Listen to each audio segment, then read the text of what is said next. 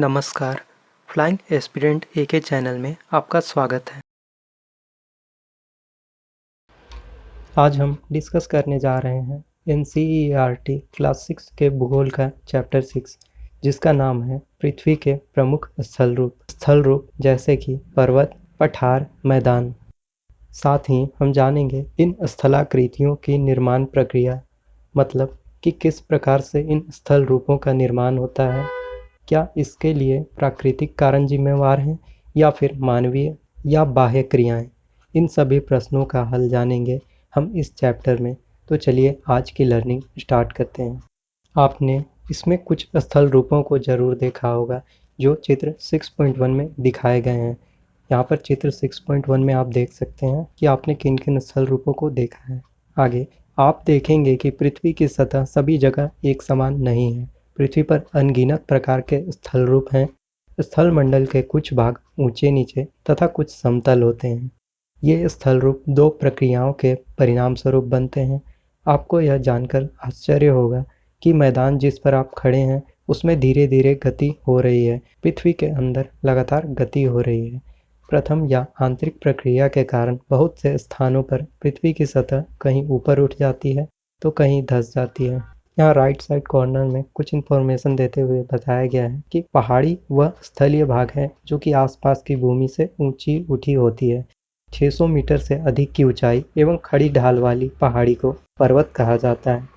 8000 metre से ऊंचे कुछ पर्वतों के नाम बताएं। तो यहाँ साथ ही साथ एक क्वेश्चन भी दिया गया है। 8000 मीटर से ऊंचाई वाले एक पर्वत का नाम तो आप सभी को पता होगा, जो कि माउंट एवरेस्ट है, जिसकी ऊंचाई 8848.86 मीटर है।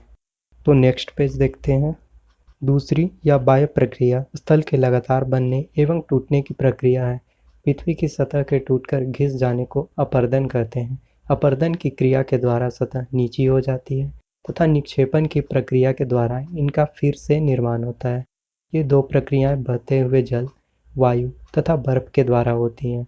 हम विभिन्न स्थल रूपों को उनकी ऊंचाई एवं ढाल के आधार पर पर्वतों, पठारों एवं मैदानों में वर्गीकृत कर सकते हैं। आगे पर्वत के बारे में वर्णन करते हुए बताया गया है कि पर्वत पृथ्वी की सतह की प्राकृतिक ऊंचाई है। पर्वत का शिखर छोटा तथा आधार चौड़ा होता है। यह आसपास के क्षेत्र से बहुत ऊंचा होता है। कुछ पहाड़ बादलों से भी ऊंचे होते हैं। जैसे जैसे आप ऊंचाई पर जाएंगे जलवायु ठंडी होती जाती है। तो ऊंचाई पर जाने पर जलवायु ठंडी क्यों होती है, इस बारे में हमने पिछले ही चैप्टर में डिस्कस किया है। फिर भी मैं यहाँ पर बता देता हूँ कि क्षोभ मंडल में जैसे जैसे आप ऊंचाई पर जाते हैं तो ऊंचाई पे जाने के साथ साथ टेम्परेचर भी कम होता जाता है। आगे देखते हैं। कुछ पर्वतों पर हमेशा जमी रहने वाली बर्फ की नदियाँ होती हैं। इन्हें हिमानी कहा जाता है। यहाँ कुछ ऐसे भी पर्वत हैं जो समुद्र के भीतर हैं तथा जिन्हें आप देख नहीं सकते। कठोर जलवायु होने के कारण पर्वतीय क्षेत्रों में बहुत कम लोग निवास करते हैं। वहाँ का धरातल खड़ी ढाल वाला होता है तथा कृषि योग्य भूमि की कमी होती है। पर्वत एक रेखा के क्रम में व्यवस्थित हो सकते हैं, जिसे श्रृंखला, आगे पेज में है, कहा जाता है। बहुत से पर्वतीय तंत्र समानांतर श्रृंखलाओं के क्रम में होते हैं जो सैकड़ों किलोमीटर में फैले होते हैं। हिमालय, आल्प्स तथा एंडीज क्रमशः एशिया, यूरोप तथा दक्षिण अमेरिका की पर्वतीय श्रृंखलाएं हैं। पर्वतों की ऊंचाई एवं आकार में भिन्नता होती है। पर्वत 3 प्रकार के होते हैं: वलित पर्वत, बृहस्पति पर्वत तथा ज्वालामुखी पर्वत। हिमालय तथा आल्प्स वलित पर्वत हैं जिनकी सतह ऊबड़-खाबड़ तथा शिखर शंक्वाकार हैं। भारत की अरावली श्रृंखला विश्व की सबसे पुरानी वलित पर्वत श्रृंखला है। अपरदन की प्रक्रिया के कारण यह श्रृंखला घिस गई है। उत्तर अमेरिका के अपलेशियन तथा रूस के यूराल पर्वत गोलाकार दिखाई देते हैं एवं इनकी ऊंचाई कम है। ये बहुत पुराने वलित पर्वत हैं। यहाँ राइट साइड में कुछ इन्फॉर्मेशन देते हुए बताया गया है। प्रशांत महासागर में स्थित मोनाकी पर्वत, जो कि हवाई द्वीप पर है, सागर की सतह के नीचे स्थित है। इसकी ऊंचाई 10,205 मीटर, जो कि एवरेस्ट शिखर से भी अधिक है। आगे है, जब बहुत बड़ा भाग टूट जाता है तथा ऊर्ध्वाधर रूप से विस्थापित हो जाता है तब बृहस्पति पर्वतों का निर्माण होता है। ऊपर उठे हुए खंड को उत्खंड यानी हॉर्स्ट तथा नीचे धंसे हुए खंडों को द्रोणिका भ्रंश यानी ग्राबेन कहा जाता है। यूरोप की राइन घाटी तथा वोस्जेस पर्वत इस तरह के पर्वत तंत्र के उदाहरण हैं। एटलस में दिए गए विश्व मानचित्र से उनकी स्थिति को देखिए तथा इस प्रकार की भू आकृतियों के कुछ और उदाहरणों का पता लगाइए। तो ये काम आप खुद से कर सकते हैं।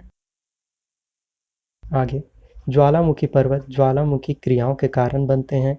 अफ्रीका का माउंट किलिमंजारो तथा जापान का फ्यूजियामा इस तरह के पर्वतों के उदाहरण हैं। पर्वत बहुत लाभदायक होते हैं। पर्वत जल के संग्रहकार होते हैं। बहुत सी नदियों का स्रोत पर्वतों में स्थित हिमानियों में होता है। जलाशयों के जल को लोगों तक पहुंचाया जाता है। पर्वतों के जल का उपयोग सिंचाई तथा पनबिजली के उत्पादन में भी किया जाता है। नदी घाटियाँ तथा वेदिकाएँ कृषि के लिए उपयुक्त होती हैं। पर्वतों में अलग अलग प्रकार की वनस्पतियाँ तथा जीव जंतु पाए जाते हैं। वनों से हमें ईंधन, चारा, आश्रय तथा दूसरे उत्पाद जैसे गोंद, रेजिन इत्यादि प्राप्त होते हैं। सैलानियों के लिए पर्वत भाग उपयुक्त स्थान है। वे पर्वतों की यात्रा उनकी प्राकृतिक सुंदरता को देखने के लिए करते हैं। विभिन्न प्रकार के खेल जैसे paragliding, hang gliding, river rafting तथा स्कीइंग पर्वतों के प्रचलित खेल हैं। क्या आप हिमालय में स्थित कुछ ऐसे स्थानों के नाम बता सकते हैं जहाँ ये खेले जाते हैं? यहाँ नेक्स्ट पेज में ज्वालामुखी पर्वत का एक चित्र दिया गया है, साथ ही साथ इसके निर्माण की प्रक्रिया को भी पिक्चर के द्वारा समझाने का प्रयास किया गया है। आगे हम जानेंगे पठार के बारे में। पठार उठी हुई एवं सपाट भूमि होती है। यह आसपास के क्षेत्रों से अधिक उठा हुआ होता है तथा इसका ऊपरी भाग मेज के समान सपाट होता है। किसी पठार के एक या एक से अधिक किनारे होते हैं जिनके ढाल खड़े होते हैं। पठारों की ऊंचाई प्रायः कुछ 100 मीटर से लेकर कई हजार मीटर हो सकती है। पर्वतों की तरह पठार भी नए या पुराने हो सकते हैं। भारत में दक्कन पठार पुराने पठारों में से एक है। केन्या, तंजानिया तथा युगांडा का पूर्वी अफ्रीकी पठार एवं ऑस्ट्रेलिया का पश्चिमी पठार इस प्रकार के उदाहरण हैं। तिब्बत का पठार विश्व का सबसे ऊंचा पठार है, जिसकी ऊंचाई माध्य समुद्र तल से 4000 से 6000 मीटर तक है। पठार बहुत उपयोगी होते हैं क्योंकि उनमें खनिजों की प्रचुरता होती है। यही कारण है कि विश्व के बहुत से खनन क्षेत्र पठारी भागों में स्थित हैं। अफ्रीका का पठार सोना एवं हीरो के खनन के लिए प्रसिद्ध है। भारत में छोटा नागपुर के पठार में लोहा, कोयला तथा मैंगनीज के बहुत बड़े भंडार पाए जाते हैं। पठारी क्षेत्रों में बहुत से जलप्रपात हो सकते हैं क्योंकि यहाँ नदियाँ ऊंचाई से गिरती हैं। भारत में छोटा नागपुर पठार पर स्वर्णरेखा नदी पर स्थित हुंड्रू जलप्रपात तथा कर्नाटक में जोग जलप्रपात इस प्रकार के जलप्रपातों के उदाहरण हैं। लावा पठार में काली मिट्टी की प्रचुरता होती है जो उपजाऊ है एवं खेती के लिए काफ़ी अच्छी होती है। कई पठारों में रमणीय स्थल होते हैं, पर्यटकों को आकर्षित करते हैं। नेक्स्ट पेज में मैदान के बारे में उल्लेख करते हुए बताया गया है। मैदान समतल भूमि के बहुत बड़े भाग होते हैं। ये सामान्यतः माध्य समुद्री तल से 200 मीटर से अधिक ऊंचे नहीं होते हैं। कुछ मैदान काफ़ी समतल होते हैं, कुछ घुर्मिल तथा तरंगित हो सकते हैं। अधिकांश मैदान नदियों तथा उनकी सहायक नदियों के द्वारा बनते हैं। नदियाँ पर्वतों के ढालों पर नीचे की ओर बहती हैं तथा उन्हें अपरदित कर देती हैं। यह अपरदित पदार्थों को अपने साथ आगे की ओर ले जाती हैं। अपने साथ ढोए जाने वाले पदार्थों जैसे पत्थर, बालू तथा सिल्ट को वे घाटियों में निक्षेपित कर देती हैं। इन्हीं निक्षेपों से मैदानों का निर्माण होता है। सामान्यतः मैदान बहुत अधिक उपजाऊ होते हैं। यहाँ परिवहन के साधनों का निर्माण करना आसान होता है, इसलिए ये मैदान विश्व के सबसे अधिक जनसंख्या वाले भाग होते हैं। नदियों के द्वारा बनाए गए कुछ मैदान एशिया तथा उत्तरी अमेरिका में पाए जाते हैं। एशिया में स्थित भारत में गंगा एवं ब्रह्मपुत्र का मैदान तथा चीन में यांगत्से नदी का मैदान इसके प्रमुख उदाहरण हैं। मैदान मनुष्यों के रहने के लिए सबसे उपयोगी क्षेत्र होते हैं। यहाँ की जनसंख्या बहुत अधिक होती है क्योंकि मकानों के बनाने तथा खेती के लिए यहाँ समतल भूमि की प्रचुरता होती है।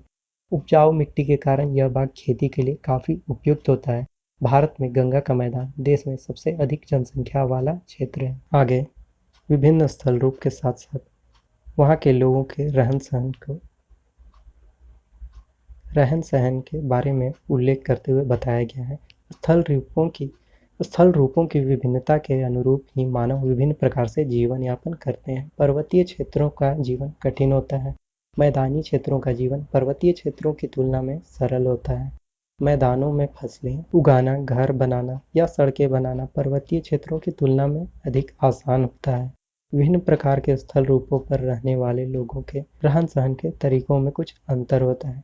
क्या आप उनमें से कुछ अंतरों को बता सकते हैं? कभी कभी प्राकृतिक आपदाएं जैसे भूकंप, ज्वालामुखी उद्गार, तूफान या बाढ़ बहुत विनाश कर देते हैं। इन आकस्मिक घटनाओं के बारे में जागरूकता पैदा करके इनमें आने वाले खतरों को कम कर सकते हैं। हम कितने तरीकों से जल एवं स्थल को उपयोग में ला सकते हैं, इसका पता हम अपने आसपास के क्षेत्र से लगा सकते हैं। प्रायः हम स्थल का उपयोग गलत तरीके से करते हैं, जैसे उपजाऊ भूमि पर मकानों का निर्माण करना। इसी प्रकार हम लोग कूड़ा किसी भी भूमि पर या पानी में फेंक देते हैं, जो कि उन्हें गंदा कर देता है। हमें प्रकृति के इस महत्वपूर्ण वरदान का उपयोग इस प्रकार नहीं करना चाहिए। उपलब्ध भूमि केवल हमारे ही उपयोग के लिए नहीं है, यह हमारा कर्तव्य है कि हम आगे आने वाली पीढ़ियों के लिए पृथ्वी को सुरक्षित रखें। आगे वेरियस पिक्चर के द्वारा आपको विभिन्न प्रकार के स्थल रूप तथा उन स्थल रूपों में लोगों के रहन सहन के बारे में एक ओवरव्यू देने का प्रयास किया गया है। तो आशा है इस वीडियो के थ्रू आप इस चैप्टर को अच्छे तरीके से समझ पाए होंगे। अगर आपको इस वीडियो से हेल्प मिली हो तो प्लीज़ इसे लाइक करें। अपने दोस्तों को भी इस NCERT सीरीज से जोड़ने के लिए इसे शेयर करें और साथ ही साथ सब्सक्राइब करना ना भूलें हमारा चैनल फ्लाइंग एस्पिरेंट एक। धन्यवाद।